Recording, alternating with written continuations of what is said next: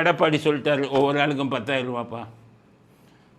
வேலை இல்லாமல் இருக்கிற பட்டதாரிகளுக்கு, வேலை இல்லாமல் இருக்கிற இளைஞர்களுக்கு 2,000 ரூபா அப்படின்ட்டாரு. ஒவ்வொரு குடும்பத்திற்கும் கருணை தொகையாக 10,000 ரூபாய் வழங்கப்படும். ஏற்கனவே 10 லட்சம் கோடி கடன். 10,000 கோடி கொடுத்தா 2 கோடி, 2,4 கோடி ரேஷன் கார்டு இருக்குது. 10,000 ஒரு ஆளுக்கு கொடுத்தா 20,000 கோடி வேணும். மறுபடியும் கடன் வாங்கணும். வர்ற ஆட்கள் யாருமே திருந்த மாட்டேங்கிறாங்க. முதலமைச்சருக்கு வர்றவங்க எல்லாம் நாட்டை குட்டிச்சோறாக்குறதுக்கு. ஸ்டாலின் தானே குட்டிச்சோறாக்கிட்டு. இப்போ பாருங்கள், அவரும் சொல்லுவார் 10,000 நான் வந்தால் 10,000 கொடுக்குறேன்.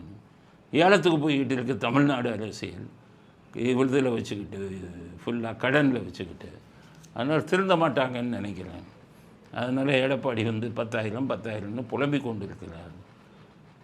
அது உண்மையிலே கண்டனத்தை தெரிவிச்சுக்கிறோம்.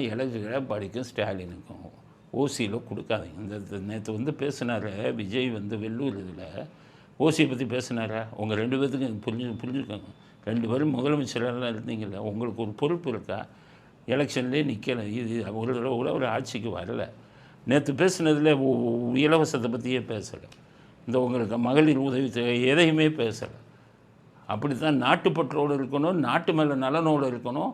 தமிழ்நாட்டு நிதி நிலைமை எப்படி இருக்குது, இவ்வளோ பணம் எல்லாம் கொடுத்தா நிதி நிலைமை பாதிக்காதாங்கிற ஒரு சமூக உணர்வு வேணும். 2 பேர்த்துக்கும் அது இல்லை.